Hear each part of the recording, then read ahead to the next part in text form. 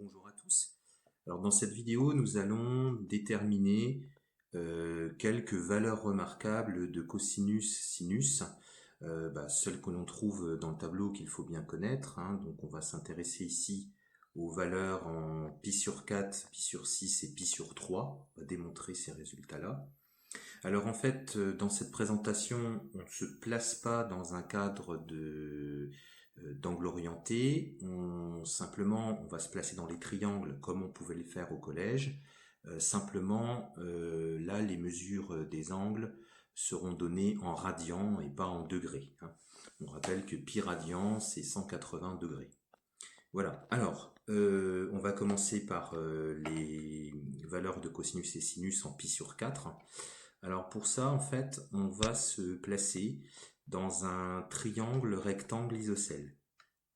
Alors en effet, quand on est dans un triangle rectangle isocèle,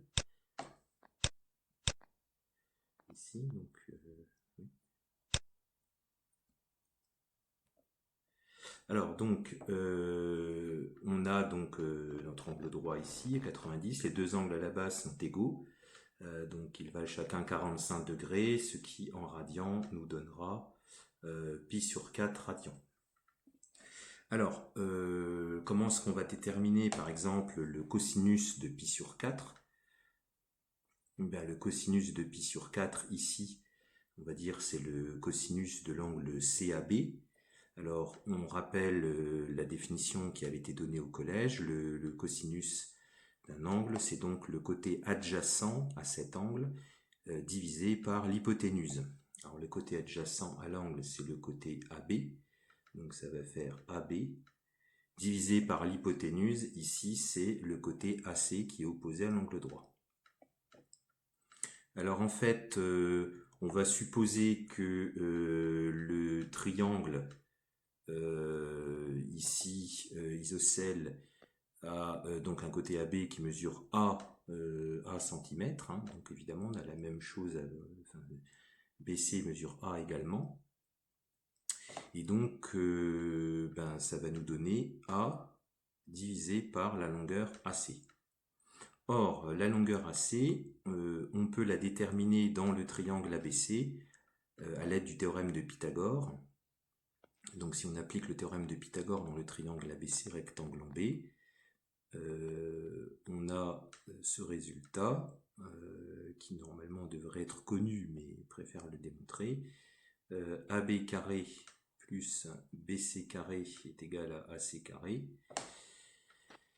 AB carré, donc ça nous fait A carré, hein.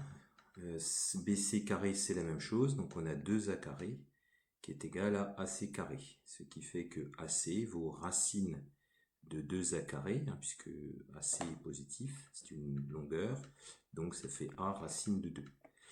Donc ça, ça nous donne la longueur de AC, donc A racine de 2, ce qui fait que dans le calcul du cosinus pi sur 4, on se retrouve avec ceci.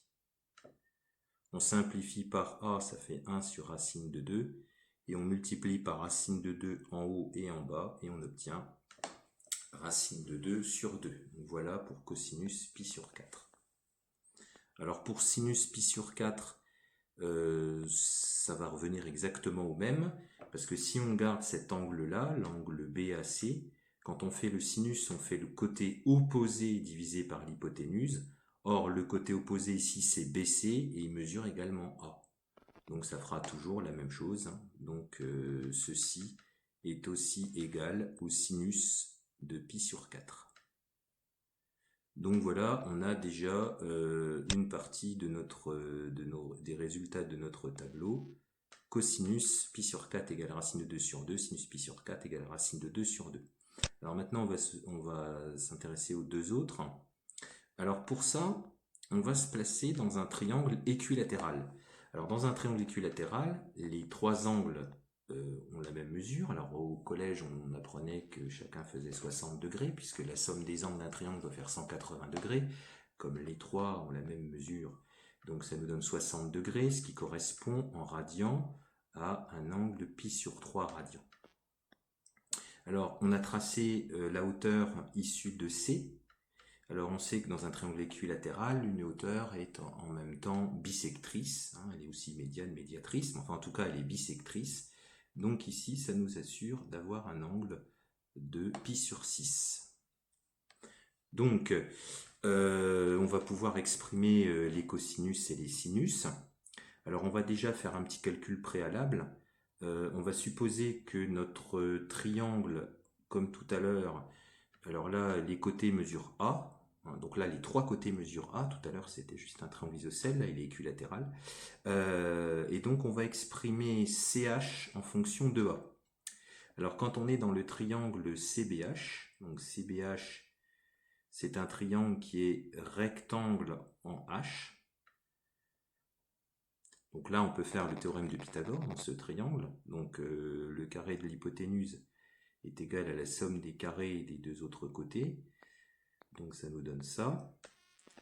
L'hypoténuse ici mesure A. Donc A carré. CH carré, ben ça c'est ce qu'on cherche. Et HB carré, H étant le pied de la hauteur issue de C, c'est aussi le milieu du segment AB. Donc HB, ça fait la moitié de A que l'on met donc au carré. Ce qui nous donne CH carré égale A carré moins A carré sur 4, ce qui fait 3A carré sur 4. Et pour passer à CH, on prend la racine carrée de tout ça, puisque CH c'est quelque chose de positif, c'est une longueur. Donc ça nous donne A racine de 3 sur 2.